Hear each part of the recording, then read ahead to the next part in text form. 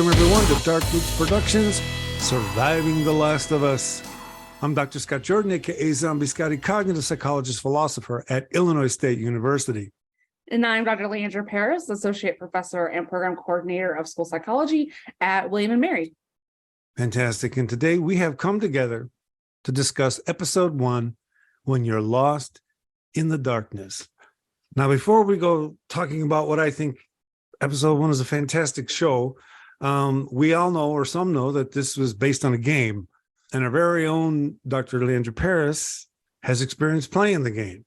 So, Leandra, why don't you say a little something about what it's like to play The Last of Us?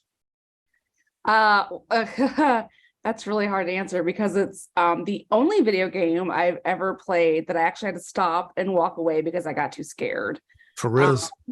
Like it was one of those where I was like, you know what? I don't know if I can do this. I got to tell you what, I told you I tried a zombie game once. I tried The Walking Dead. I don't know what version, whatever.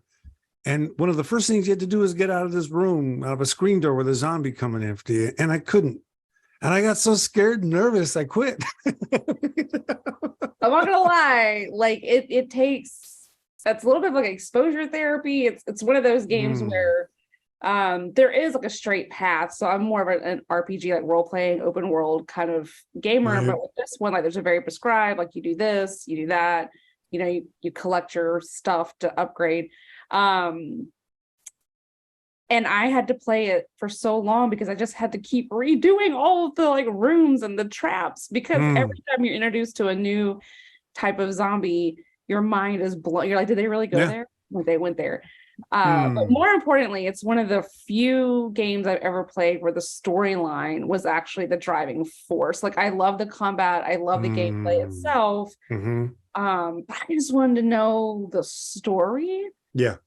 And the music was so good. Like there's a really deep connection with, you know, Ellie and Joel both have like, they connect over music and have their own relationship around that. So it just had a lot of really good moments and touch points for me that I fell in love with. I played both games twice. And when I saw they were putting out an adaptation, I was like, oh, this is either gonna be great or it's gonna like be awful. And as I understand it, you're playing every week up to the extent of the episode. Yes. So I decided that after we watched an episode, I couldn't watch it and like not go back and play it. I don't like, nice. I've got to go back, right? Yeah. And so I have started. So after each episode, I will play the game up through where the episode ends to the best that I can. There's, you know, it's a video game. So there's like, get through this space that like isn't in the show because it's not about that. Now that's assuming they follow it linearly. If they start jumping around, I might have to figure something else out. But well, that'll be fun. And I suck at video games. I always have. I always got beat by my friends back when Atari came out. But what I'm going to do is actually try The Last of Us. And at the end of each of these episodes, you and I will share our experiences trying to play The Last of Us. Well, I'm sure it'll be funny on my account. I love it. I'm just gonna put out there when I did it. It was an hour and 20-minute episode, and it took me about 2 hours of gameplay because I kept dying. But it's only supposed to be, I think, like 20 minutes of gameplay. For real? No, I can believe it, and I'm gonna be so scared. And if I'm doing it with my wife in the room, she's probably gonna get scared watching me play. So it'll be just another way to enjoy all of this as well. Oh, it's so good! It's really one of the best video games ever. So what we usually do on these Dark Loops Productions show podcasts is to discuss our three things. So, you know, favorite line, favorite scene, favorite character. Don't have to be in that order. Don't have to do all of them. But Leandra, favorite line, favorite scene, favorite character. All right, I'm going to start with Sarah. God. I mean, Nico Parker did an amazing job with her. And like it had been a long time since I played the first video game, but the interaction between Sarah and Joel over the watch was almost word for word, and it just immediately like gets you in the video game world vibe. Like, yes. And the way her acting was around when she was in the truck, that also was straight out of the game. Like it felt like you were there. Like all like, and then just the way, all the little things that they've added to her character to make you care, so that when the inevitable happens, Yeah. it is heart-wrenching. And that entire Oh. scene is so well acted. Hmm. She's independent, she's doing things, she's stealing her dad's watch and getting it fixed, she's taking care of him, which I think is so interesting, Absolutely. because she's totally taking care of him, and he has that offline about his brother being codependent on him, and I'm like, Yeah. daughter's taking care of you, dude. Yeah, no, exactly. Exactly. And then when she said she stole the money from him, fixed the watch because he never would have, he sits there and he thinks, and he's just, she's right. And but he also recognizes the love and respect in that interval that she's showing him by doing that for him and saying that. I gotta tell you, I can't believe they invested such good acting and such good performances for such a brief period. It was, I goes, maybe she comes back. Like I said, I've not played the game, but Lord have mercy. I've seen it twice, and that 30 minutes just goes by. That first 30 minutes just goes by. They just feel light. They feel real. And I was just blown away at how much they accomplished in 30 minutes. It's like, wait a minute, she's supposed to be the protagonist, right? I mean, in the It's a truck complete scene. like Ned Stark moment from Game of Thrones, Yeah. right? Like, it's just a complete, like, you think you know who the hero of the story is, and she Yes. is, Yeah. I think, a hero of the first part. And Yeah. just the whole, like, I don't know, the whole thing, it brought a depth to her character that you don't get to see, right? Because at this point in the game, like, it's just a tutorial, like, you're learning how to control your person, you know. And then, like, Right. it's shocking too to have any story start off with such a strong death. Like, it's everything from this point, you know. Yeah. Later when Joel has that flashback when he's protecting Ellie, like, you get the sense that, like, this is going to be everything that drives Joel and keeps him Yeah. grounded, for better or worse. Yeah. So Sarah just, and it's not just because we're not going to see her again in the narrative. I mean, maybe we'll see her in flashbacks, but it is genuinely well done. Oh my God. And usually when you see that much quality in the work, it's usually in a flashback, right? It's usually not the beginning of the show. And all the camera angles all the time was on her. It was her story the first 30 minutes. And we were like, we didn't know what to expect. And I just, damn, I couldn't believe it. Teared up the second time. Every single joke works. Every time I watch this, all the sincerity will be there. I was just blown away. So I want that relationship with my kids. Like, I want, like, that whole banter, like going to see the neighbor and how they're like setting each other up. And yes. I just, and I will say, because it just reminded me, the whole part where she's standing there and then the woman's in the background. Out Did of that not focus. remind you of the It? Right? Like, when we went and saw it in theaters, and there were moments where whatever. I got you. Kind of did that twitchy stuff. Yeah. That was some classic horror stuff. Well, that's okay. So that was my first reaction. 10 minutes in, nothing scary yet. And I'm saying to myself, I am in a proper horror movie, right? No one's moralizing at me. No one's telling me what to think. They're just showing me people. And then when it got scary, It was just a really well done horror. I usually don't experience, usually these days there's something preachy being said, or, you know, and this was just two people living their life. And this happened. And like even Rick, you know, in Walking Dead became pretty preachy, and which is fine, whatever. But I just like it when they just let the characters be the characters. And if they want to tell a moral point, it comes out of the characters' lives. So look, you already said Sarah for favorite character, right? I was gonna say, was that yours, or did I? Or do She you have stole another? she stole the show. She just stole the show. And I'll tell you what, though, I will say Joel. And here's why I'll say Joel. I was, again, as I watched it again, I've been paying more attention to the different time scales that different characters live in. So there's this great scene in the truck where they're trying to drive away, and Joel lives in the moment. Joel doesn't really live too far out in the future, right? And there's a scene where they are driving on the road, and there's that couple along the way, and Tommy says, "Hey, we can't leave them. They got a kid." And Joel says, "Hey, someone will just go. So do we. Someone will come get them." So Joel's moral world is pretty small. I don't want to use the word. His world of protection is pretty small. Tommy's is a little larger. And then they're talking about everybody being sick, and the two guys in the front are talking about local geography, the highway, and she goes, maybe it's everywhere. Maybe there's nowhere to go. So you got these different characters whose minds are living in these different size spaces. And I loved the way they just let Joel be in that space. The scene later where at the very end, where he encounters the cop, the Frederick cop, and beats him to death, basically. His world is just kind of small that way.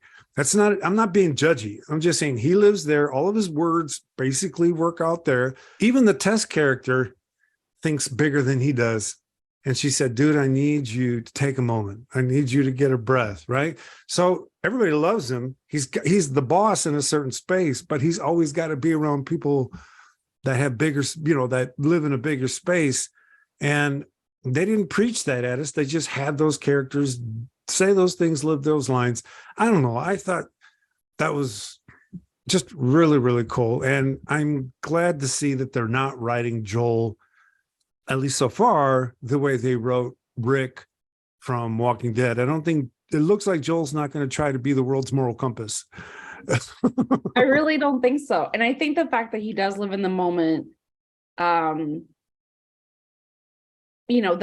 that's what's going to help him and everyone he's with survive, because it's not like he's not overthinking. He's just, and when you were talking about that, it also brought up for me the moment where, one, it's interesting because they backed up the timeline a little bit, where starts in 2003.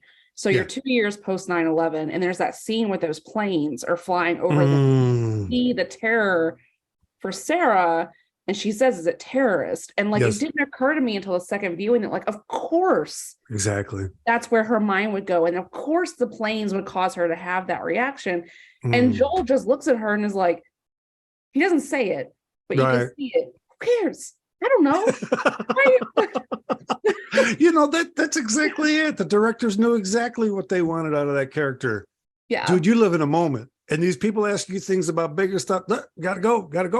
He's like, look, I'm just trying to outsmart the army and get on a highway. I don't know. Yes. And I like your statement that his living in his bubble is going to save people, because it's the slow bubbles that slow things. It's the big bubbles that slow things down.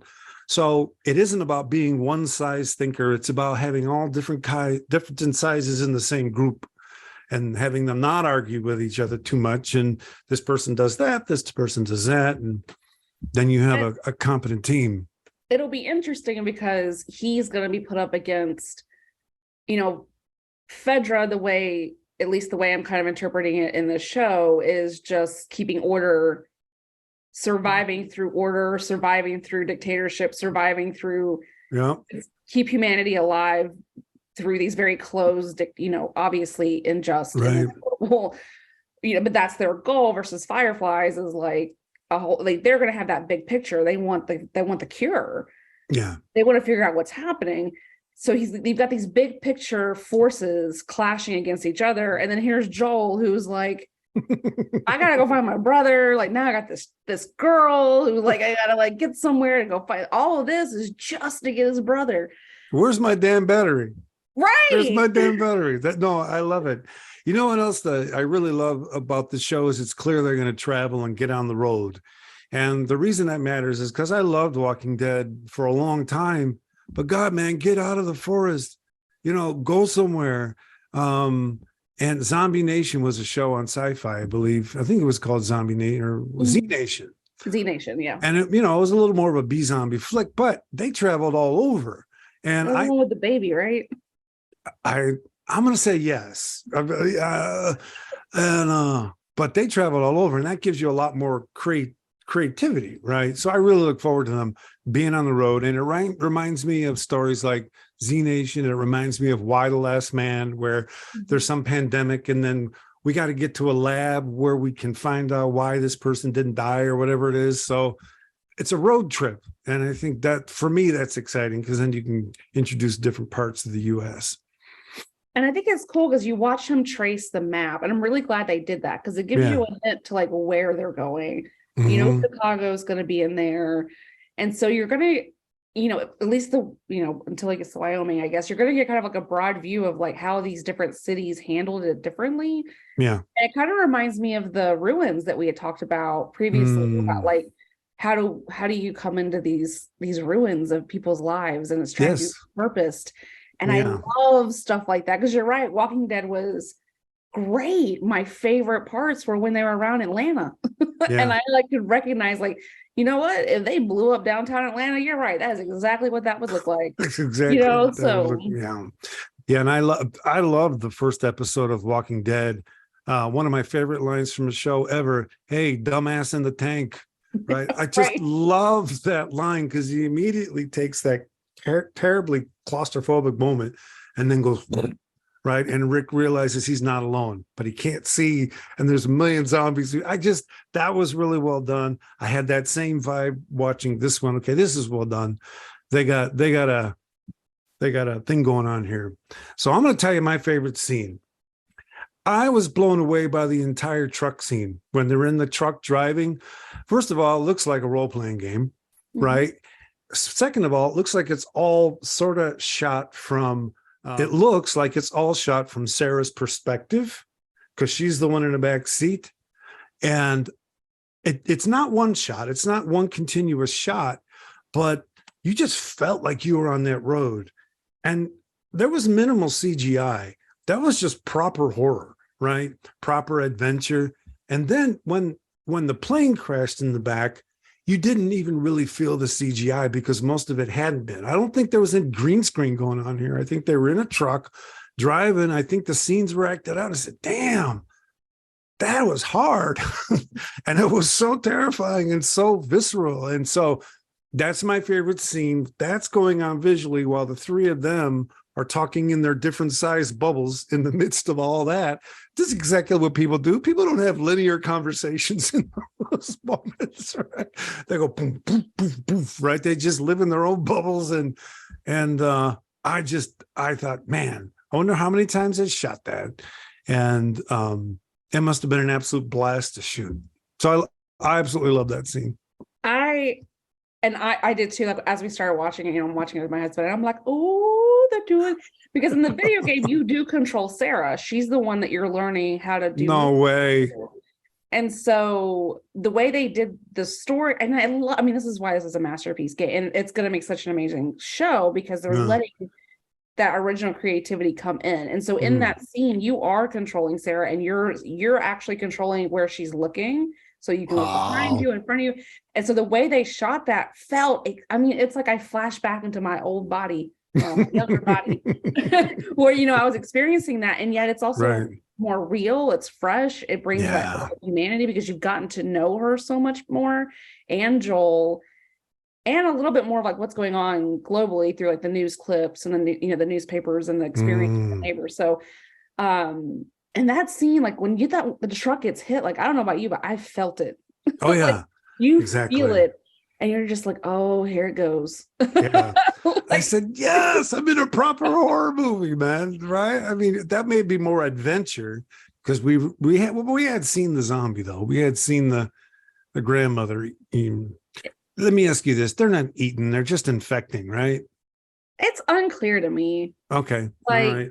It's like, well, I don't know. What do you think? I'm going to ask you that question. I didn't see anybody chomping on an arm, right? They look like vampires, but they didn't look like they were eating. They just looked like they were trying to spread the fungus. That's what it looked like to me. But I don't know, like, what do you think of the original theory? I am curious.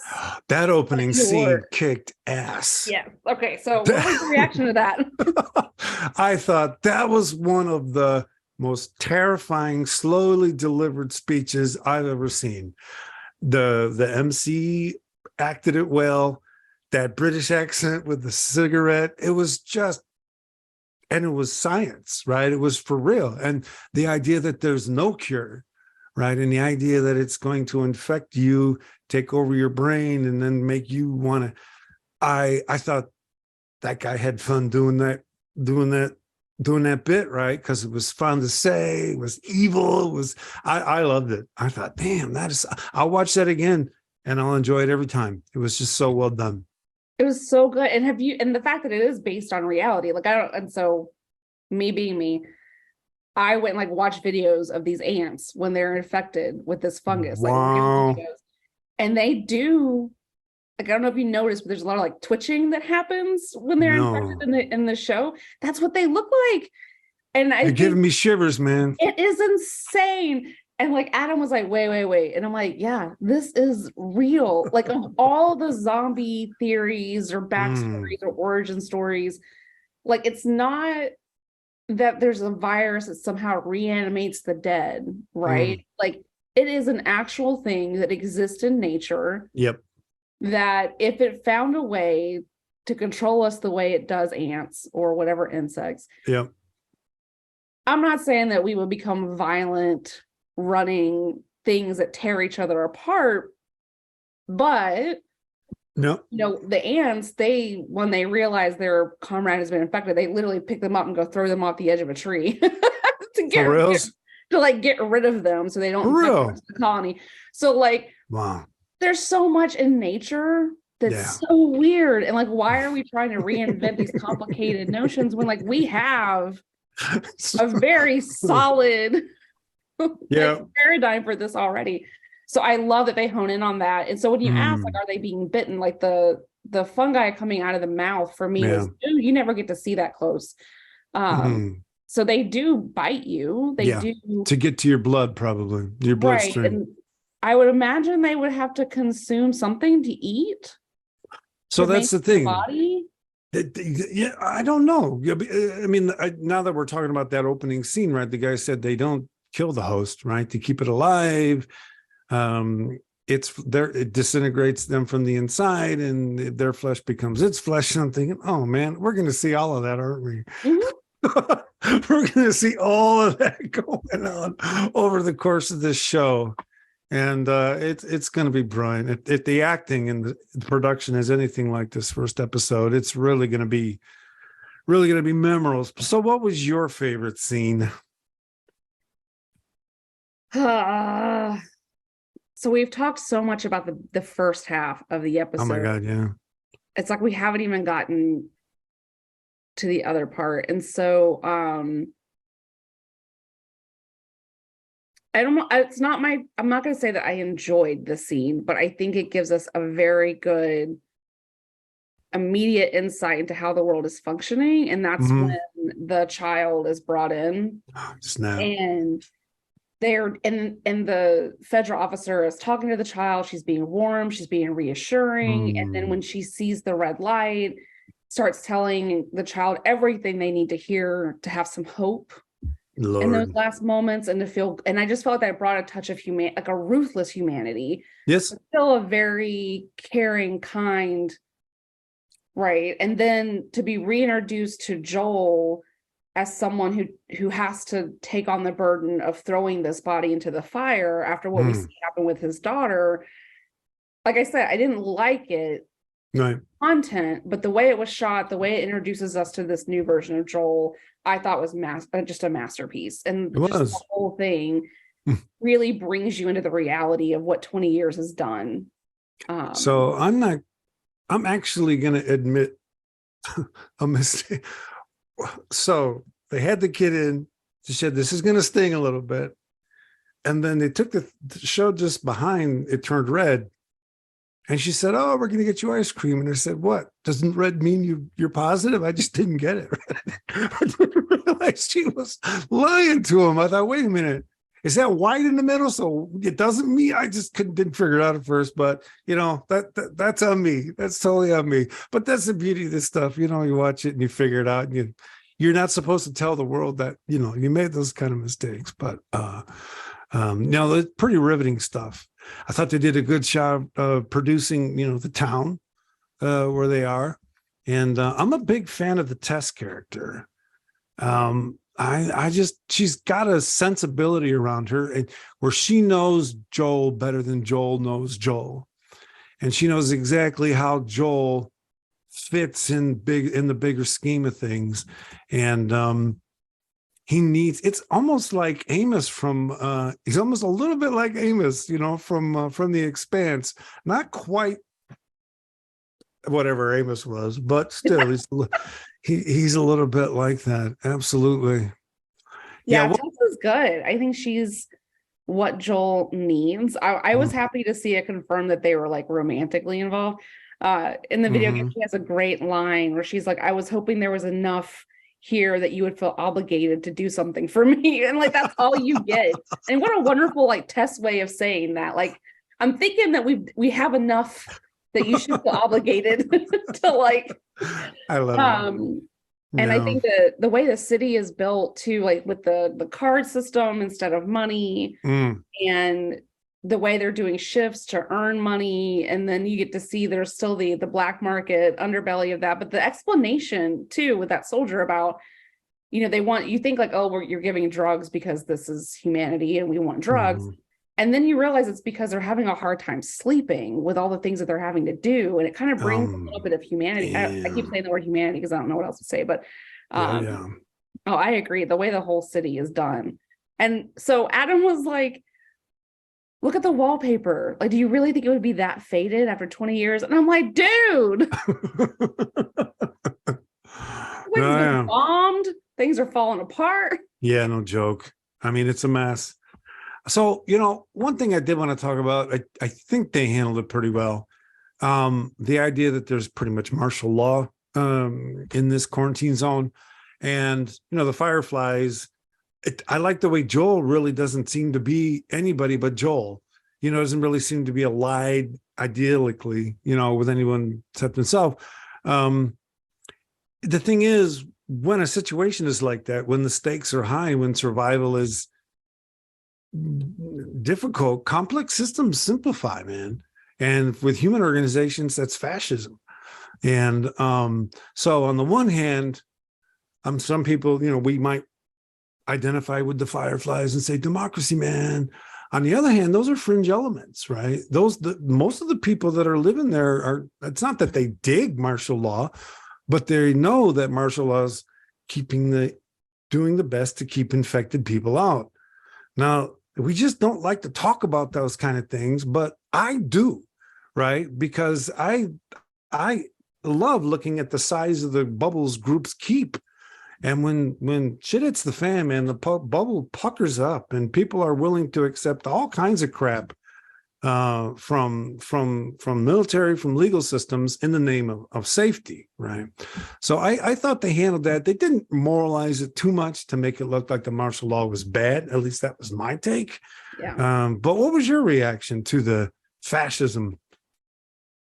It's to me, like it's what you said, like it's almost to be expected. It really made me think about, I was playing a game, Dead of Winter, and it's a co-op game. And I ran into a scenario where my character had to make a decision. I came across a child. It said child, but in my mind, it was teenager, because for some reason that makes it better. Yeah. And my choice is to take the child and the supplies they have back to the camp, knowing that at that time we didn't have enough supplies to sustain another person. Like we didn't have, or kill the child and take the supplies. Woo! You sure you want to give the answer on the air? Oh no, again, it's a game, right? And so without hesitation, I said, kill the child, take the supplies. Yeah. And I started moving out. And, we were playing this with a couple, and the woman looks at me and she was like, no hesitation, huh? Just, wow, everyone's like, Lord, because I'm like this, like sweet, I'm always like, getting all judgy on you, huh? And I'm like, in reality, I don't know that I could have done that. Like, I want to be able to say that I would try to help this child, even if it was to the detriment of me. Like, I would want to make sure that we maintain our humanity. But in that moment, stripped of all of that, the choice was obvious. Yeah. I cannot feed this child. I don't have what I need to keep it alive, but I need those supplies in order to keep my children alive. So I don't know. Whenever people ask me a question, I Yes. always think that I know the answer, but then Yeah. I think back to my lack of hesitation in that game, and I'm like, you know what? I can't say. I All genuinely right. cannot. I don't like the way Fedra's acting. Clearly, it's power being exerted in the Yeah. it's going to be one of those classic people who have power maintain it and it grows, and those who don't Yep. build a system that maintains that power. Um, at this point, it's unclear to me exactly what Fireflies are doing and Yeah. what they're trying to accomplish. Yeah. So your reaction to the kid in the other game, nobody knows. Very few of us know what we're going to do when the stakes are that high. And that's one of the reasons I love these apocalyptic flicks, because I don't know what I would do, because I'm not in that moment. And until you're in that moment, you just don't know. And so for me, it's like these moments of unbelievably high contradictory stakes, you find out who people are at the bottom. And that's not being judgy. That's just, you're going to find different people doing different things.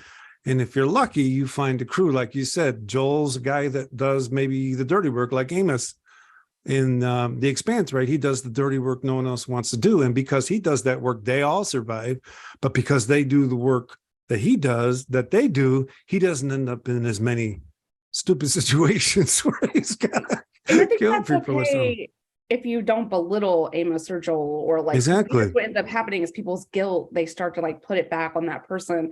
And I want to be clear, like, my goal when making that decision was to win a game. If I Well, of viewed course. life as a game, if I viewed life as being about winners, then absolutely, which is what a lot of people Yeah. do in situations of crisis. It's about Right. who survives, who wins, who gets out.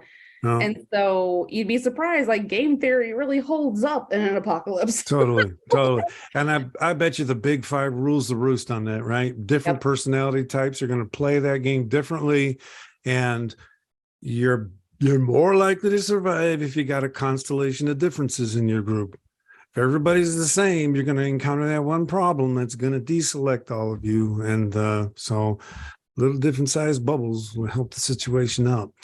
Anything else you want to say? Oh, go ahead. I Go was just ahead. gonna say to all our viewers, I want you to know I like to think in that moment I would have just taken the child back with me, or let the child keep their supplies and go about their day.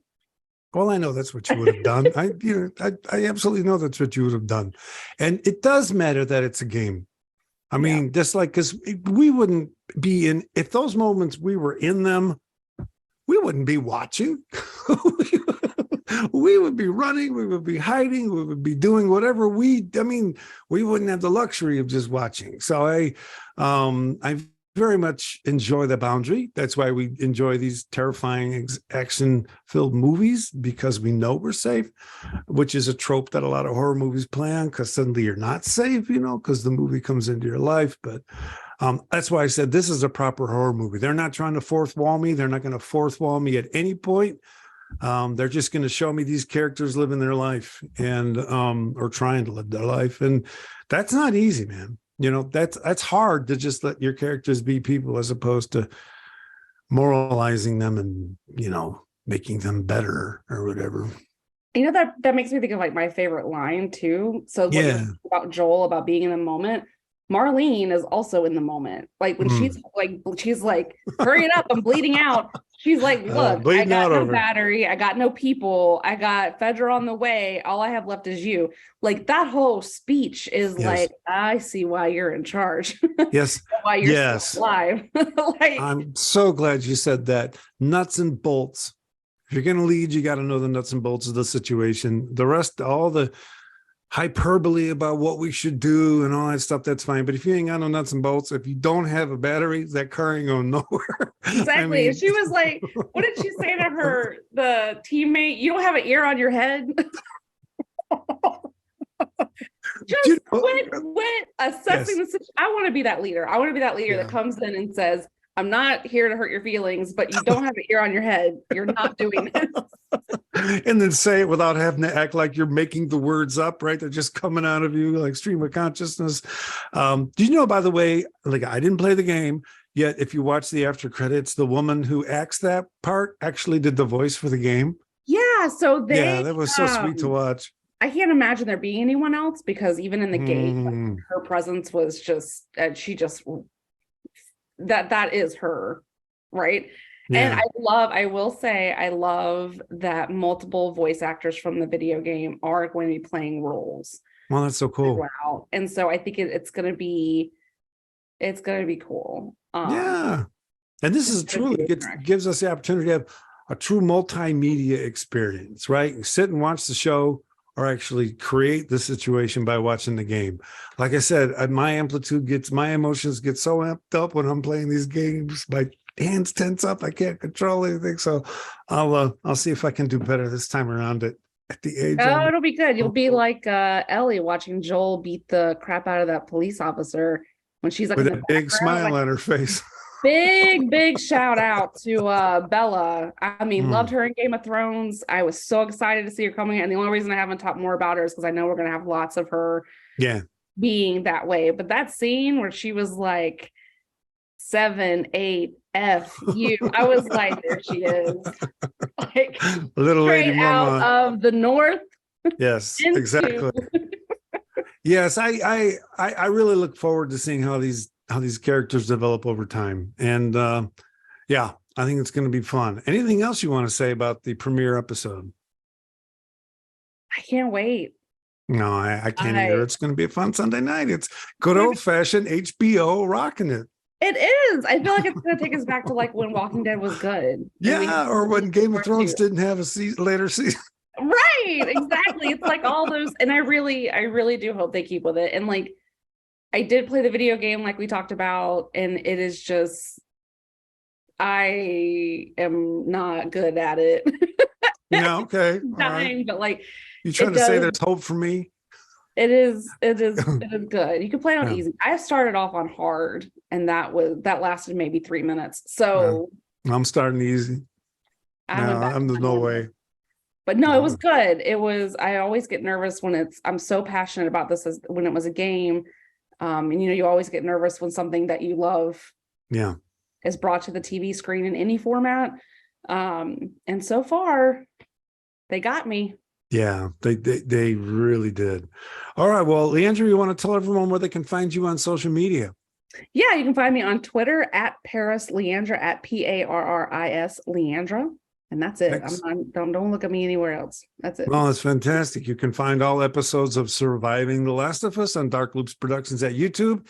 Hey, if you want to be part of the conversation, write on the YouTube page or send an email to darkloopsproductions@gmail.com. And if you've watched the show, you know that we read them at the end and, have fun with doing that. So there it is. From all of us to all of you, big hugs. And remember, be a fun guy. Bye.